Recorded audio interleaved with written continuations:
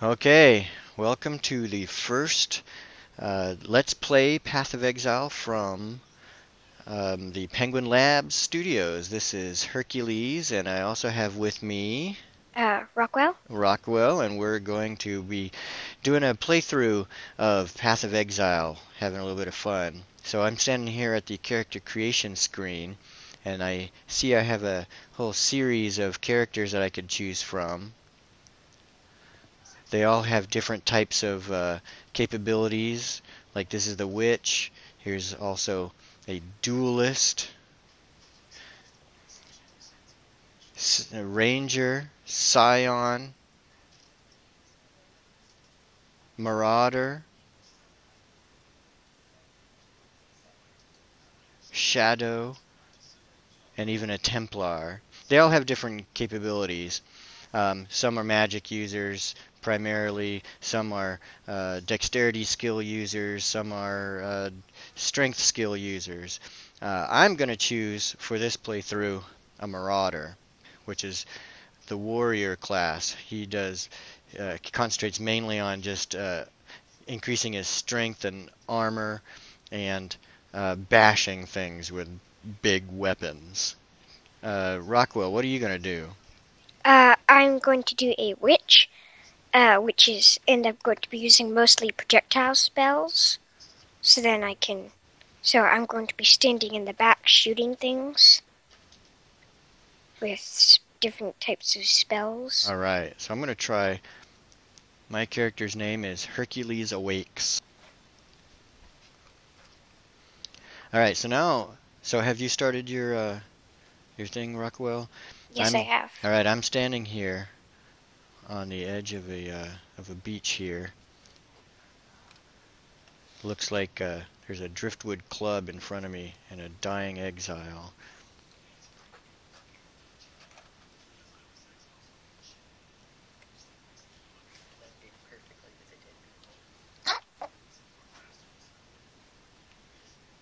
All right, so whoa, looks like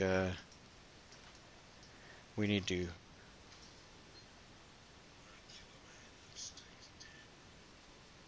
All right, so I've I have just picked up a driftwood club and a what they call a skill gem that gives me a special skill that I can then place in a slot of the appropriate color on my weapon. I don't have any armor or anything else, any items on my character. And it looks like I have 3 scrolls of wisdom that will identify an unidentified item. Over on my left I have my life meter, and over on my right I have my mana meter. And to bring up my inventory or any of the other screens, looks like I can use these buttons or quick keys. So, and I have 2 life flasks that recover some life and 1 mana flask. So it looks like, oh, and I have heavy strike as the special uh, skill attached to my right mouse button. So it looks like I'm ready to go. Um, we're going to be playing together, Rockwell and I, but this beginning portion of the game,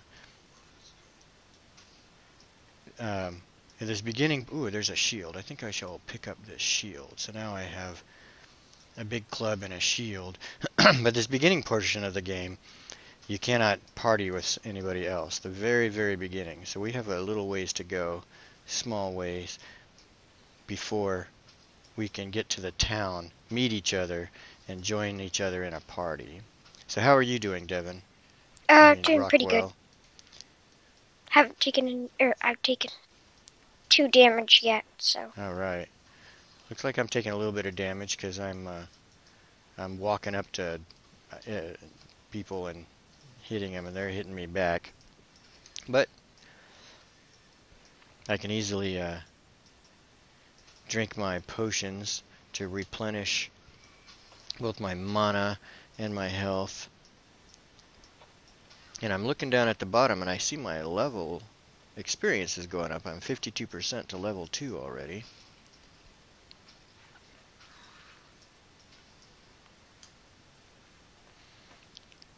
So all I can see right now is just, ooh, there's a barrel. I can blow up barrels. All I can see right now are just a bunch of zombies and these sand spitters who like to spit things at me. Some undead, yeah. Oh, take another, oop, there's a corpse. Oh, driftwood club with one slot in it.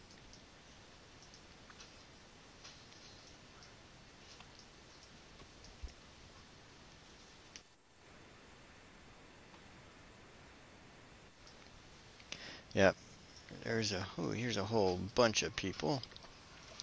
Sounds like a lot of fun. I'm just gonna be beating on them. I haven't picked up any boots or gloves or anything yet. I have a plate vest and a hat. Ooh, That's it, though. I've got a shield. Oh, Though my have hat is more like a pot on my head. oh, I just made it to level 2. I haven't done that far yet. I was gonna say, I assume you've made it to level 2. Have you made it to level 2? Nope, I'm still at level 1. Alright, so I'm gonna come. Oh, there's 7%. a whole. Oh, here's a chest. Ooh, there's an iron hat. I'll put that on. At the beginning of the game, whenever you pick up a piece of armor, I'm getting surrounded in a circle. I need to run out. Whenever you pick up a piece of armor that you haven't already worn, or you don't have anything on, it will automatically equip it for you, as it did when I picked up the hat. And now if I do this with the iron greaves, now I have them on. If I go to my inventory, I will see that I have iron greaves. Ooh, and there's 2 slots. Now these 2 slots, you can as you can see in this club over here, my 3 slots that I have are not connected in any way, but these iron greaves, I have a red slot and a green slot that have a little connector in between. Ooh, and my iron hat, same way. Those will be important as we pick up more skill gems, because what happens is some skill gems are of a type that allow you to support other skills. They augment or enhance other skills. And the way you do that is put them in slots that have those little connectors. Alright, so I've got 1 passive skill point available because I got to level 2. So here's where the game gets really interesting. Now I'm a marauder. This right here is the passive skill tree, and as you can see, it is gigantic. There are lots and lots of skills to choose from. Each different character starts in a different portion of the passive skill tree. I'm a marauder, so I started in this area. Roquwell's a witch. He started up in this area. There's lots of casting and spells and energy shield type things in the witch area, but he can, over time, as he gains more skills, he can work his way into other characters' areas and receive other types of skills. I I just I just leveled up, All right. and so I got my skill thing, Uh-huh. and then when I got out of the thing, Hillik was standing right next to me. Oh man. All right. So what I'm going to do, so melee damage, life, and armor. So I'm a marauder, so the things that I have available to me immediately are things like melee damage, life, armor, shield related stuff. We'll go over some of the details of these later, but right now I'm just going to grab one. I'm going to start with life and armor because I want to increase my life a lot. I have 68, 74 right now, so I want to make sure that I have lots. Now I have 90, so I just went up. So that's what happens every time you level up, and in some cases you'll get the ability to add a passive skill even without leveling up as quest rewards. And so we will be revisiting that skill tree a lot throughout this game, and it is what makes this game the most fun, because you can really customize a character and have it completely different than any other person's character, any other player's character. Um, and have a completely unique, your own design character, which is something that you can't do in many other games, because many other games they follow a kind of set path that you only have a limited amount of choices to make, and so there's only a small spectrum of possible characters. With this game, that passive skill tree is so huge that you could, I mean, there's no limit to the types of characters that you can make. I can make a magic, ooh, looks like I just got enough skills to level up my skill gem, which is also interesting, and that skill gems level up independently of the players. Um, So I'm going to level up my heavy strike gem. just so you know, a couple seconds ago, I just made it to the You made it to town? town. Yeah, All right. and so I am here, You're in ready. town? All right. Yep, So, oh, I just see getting some I have Hillock. gems. I'm about to kill Hillock. I'm going to make good use of my heavy strike, which means I need to drink my potions to increase. Oh, I just ran out of mana. Dang it. And my mana potion is down. So let me see if I can just regular hit him for a while. I've got health potions. He's doing a little bit of damage, but I can... one more. There we go. I got him. All right. So let's see. What do I get? Driftwood Club, Iron Greaves, Shabby Jerkin. I can at least put the jerkin on.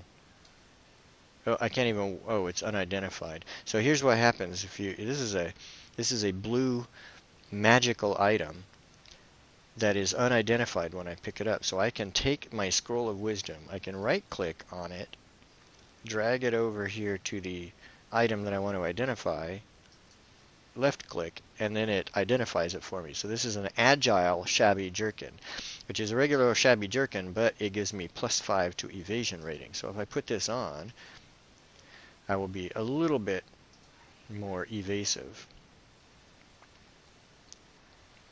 And I can see that I don't need a driftwood club because I already have one. I don't need a vine circlet or a driftwood wand because this is something that a magic wielder would use. And I'm not a magic wielder, so I'm not going to use it. Alright, I just killed Hillock, and looks like I'm at Lion's Watch now. So that was the first part of this game. That was a very basic idea of what happens in this game. In town is where you can purchase things from merchants or get quests. We also can travel to various parts of the game through this waypoint. And this is also where we will find our guild member or our party members if they are here. What's your character's name? Roquwell. Your character's name is Roquwell. So I don't see at the moment a character in here named Roquwell in town. But that's okay because I can try to add you here. So another nice part of this game is that it has a social aspect to it where of course you can have friends and invite friends to parties. So I've just found Roquwell, who says you're a level 2 witch at Lion's Watch. So I'm going to right click on that friend and invite to party. I see your party invitation, and I'm going to accept it. There you go. Roquwell has joined my party. So now, if I look, if we were to both go out to the next area of the coast, which I'm not suggesting we do, we should see each other. All right. Well, I think that's good for the first episode. That's about 15 minutes. What do you say we come back episode 2? We will get our first set of quests and go out to the coast and venture out what's out there. What do you say? Sound good? That's good with me. All right. Well, then that's it for the first episode of Let's Play Path of Exile with Penguin Labs, and we'll see you in episode 2.